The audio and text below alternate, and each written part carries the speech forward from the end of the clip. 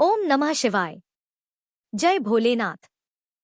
सोमवार का पावन दिन जो समर्पित है भगवान शिव को, आइए सुनते हैं इस व्रत की महिमा और कथा जो दुखों का नाश करती है और जीवन में सुख शांति लाती है। पौराणिक कथा के अनुसार प्राचीन समय की बात है। एक गांव में एक साहूकार रहा करता था। साहूकार धनी था। उसके पास अथाह धन दौलत थी, लेकिन उसकी कोई संतान नहीं थी। साहूकार भगवान शिव को प्रसन्न करने के लिए सोमवार को व्रत रखा करता था और व्रत के दौरान वह विधि पूर्वक भगवान शिव और देवी पार्वती की पूजा और शाम को प्रदोष काल के समय शिवलिंग पर दीपक भी जलाता था।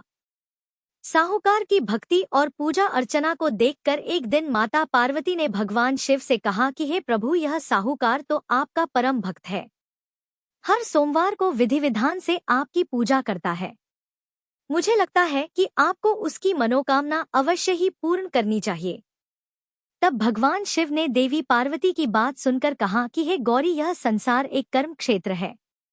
जैसे एक किसान अपने खेत में बीज बोता है तो कुछ समय बाद उसे पेड़ मिलता है, ठीक उसी तरह इस संसार में आदमी जैसा भी कर्म करता है तो उसे उसका फल भी वैसा ही मिलता है। लेकिन माता पार्वती ने भोले भंडारी से दोबारा आग्रह किया और कहा, हे नाथ, फिर भी आप इसकी मनोकामना को पूर्ण कर दीजिए, क्योंकि यह आपका परम भक्त है और अगर आप ही अपने भक्तों की इच्छा को पूर्ण नहीं करेंगे तो फिर भला भक्त आपकी पूजा आराधना क्यों करेंगे। माता पार्वती के इतना आग्रह करने पर भगवान शिव ने कहा, देवी, यह धनवान साहूकार है और इसका कोई भी पुत्र नहीं है, इसीलिए यह सदैव चिंतित रहता है। हालांकि इसके भाग्य में किसी संतान का योग नहीं है, परंतु आपके आग्रह करने पर मैं इसे पुत्र प्राप्ति का वरदान देता हूँ। लेकिन इसका पुत्र केवल 12 साल तक ही जीवित रहेगा। मैं इससे ज्यादा कुछ नहीं कर सकता हूँ। फिर एक रात भगवान शिव ने साहूकार को स्वप्न में दर्शन दिए और कहा कि उसे जल्द ही पुत्र की प्राप्ति होगी, लेकिन उसका पुत्र दीर्घायु नहीं बल्कि केवल 12 वर्ष तक ही जीवित रह पाएगा। यह बात सुनकर साहूकार ना तो प्रसन्न हुआ और ना ही ज्यादा दुखी हुआ। स्वप्न में सब कुछ जानने के बाद भी साहूकार ने पूजा अर्चना जारी रखी और कुछ दिनों बाद साहूकार की पत्नी गर्भवती हो गई और उसने एक सुंदर बालक को जन्म दिया। बालक के जन्म से घर पर हर्षोल्लास का माहौल था, लेकिन साहूकार खुश नहीं था क्योंकि उसे पता था कि उसके बालक का जीवन केवल 12 वर्ष तक का ही है और उसने किसी को भी यह बात नहीं बताई थी। जब वह बालक 11 वर्ष का हुआ तो साहूकार की पत्नी ने बालक के विवाह की बात साहूकार से कही, लेकिन साहूकार ने इस बात से इनकार कर दिया और उसे शिक्षा के लिए काशी भेज दिया। साहूकार ने बालक के मामा को बुलाया और पैसे देकर उन्हें बालक के साथ काशी जाने का आदेश दिया। साहूकार ने मामा भांजे से कहा कि वह काशी जाते समय रास्ते में यज्ञ कराते हुए और ब्राह्मणों को भोजन कराते हुए जाएं। दोनों मामा भांजे ने ऐसा ही किया। काशी जाते समय जिस रास्ते से मामा भांजे गुजर रहे थे, उसका राजा अपनी पुत्री का विवाह एक ऐसे राजकुमार से करवा रहा था जो कान्हा था। उधर दूल्हे का पिता इस बात से चिंतित था कि अगर दुल्हन पक्ष को पता चल गया तो राजकुमारी विवाह के लिए मना कर देगी। इसलिए उसने जब साहूकार के पुत्र को देखा तो उसने सोचा कि मैं अपने बालक के स्थान पर तोरण के समय इस बालक को बिठा दूंगा और दुल्हन के पक्ष वालों को पता भी नहीं चलेगा। दूल्हे के पिता ने साहूकार के पुत्र को इस बात के लिए तैयार किया और वह बालक तैयार हो गया। इस तरह उस बालक ने दूल्हे के कपड़े पहन लिए और घोड़ी पर चढ़कर तोरण की रस्म को पूरा किया।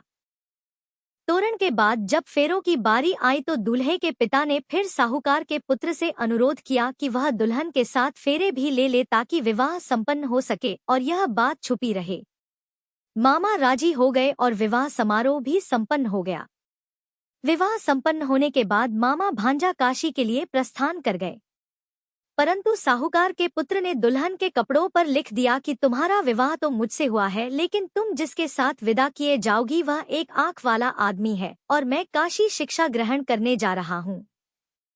जब राजकुमारी ने यह बात पढ़ी तो उसने राजकुमार के साथ जाने से इनकार कर दिया और अपने पिता से कहा कि यह मेरा पति नहीं है, मेरे पति शिक्षा ग्रहण करने काशी गए हुए हैं। जब सब जगह यह बात फैल गई तो मजबूरी में दूल्हे के पिता ने सारी बात सच सच बता दी और दुल्हन के पिता ने फिर बेटी को भेजने से इनकार कर दिया। इधर मामा भांजे दोनों काशी पहुंच गए और बालक शिक्षा ग्रहण करने लगा। तब मामा ने यज्ञ करना शुरू कर दिया। जब साहूकार का पुत्र 12 वर्ष का हुआ तब एक दिन उसने अपने मामा से कहा कि उसकी तबीयत ठीक नहीं है और वह सोने के लिए अंदर जा रहा है। साहूकार का पुत्र अंदर सोने के लिए कमरे में गया तो उसकी मृत्यु हो गई।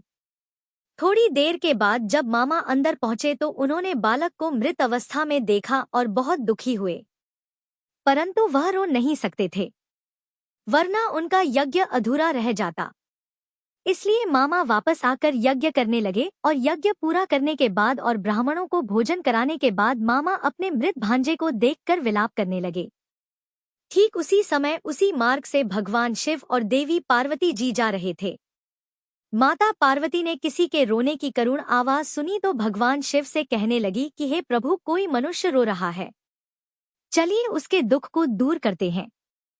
तब भगवान शिव और देवी पार्वती मामा के पास गए और उन्होंने जब मृत बालक को देखा तो हैरान रह गए, क्योंकि वह भगवान शिव के आशीर्वाद से जन्मा साहूकार का पुत्र था। माता पार्वती ने कहा, है नाथ, यह तो साहूकार का पुत्र है जिसे आपने केवल 12 वर्ष तक ही जीवन जीने का वरदान दिया था। इसलिए आज 12 वर्ष की आयु पूरी होने पर वह मृत्यु लोक को चला गया। देवी पार्वती ने मृत बालक को देखा तो उन्हें दया आ गई और भगवान शिव से हाथ जोड़कर कहने लगी, हे प्रभु, आप बस एक बार इस बालक को जीवन दान दे दीजिए, वरना इसके माता पिता जीते जी मर जाएंगे। माता पार्वती के कई बार आग्रह करने पर भगवान शिव ने उनकी बात मान ली और उस बालक को जीवन दान दे दिया।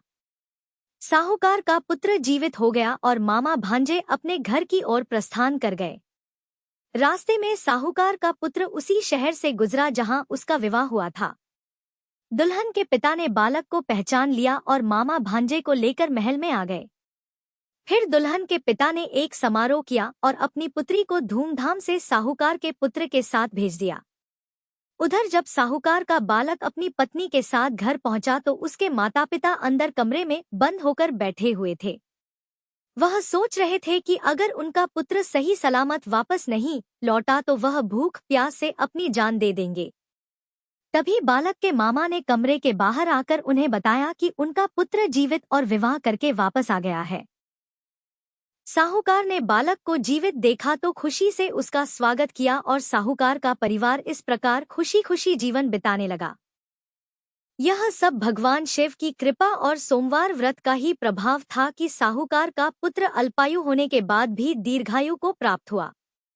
इस प्रकार जो भी भक्त सच्चे मन से भगवान शिव की पूजा करके आज के दिन इस कथा को पढ़ता है अथवा सुनता है और दूसरों को सुनाता है, भगवान शिव उनके सभी दुख दूर करते हैं, उनकी सभी मनोकामनाएं पूर्ण करते हैं।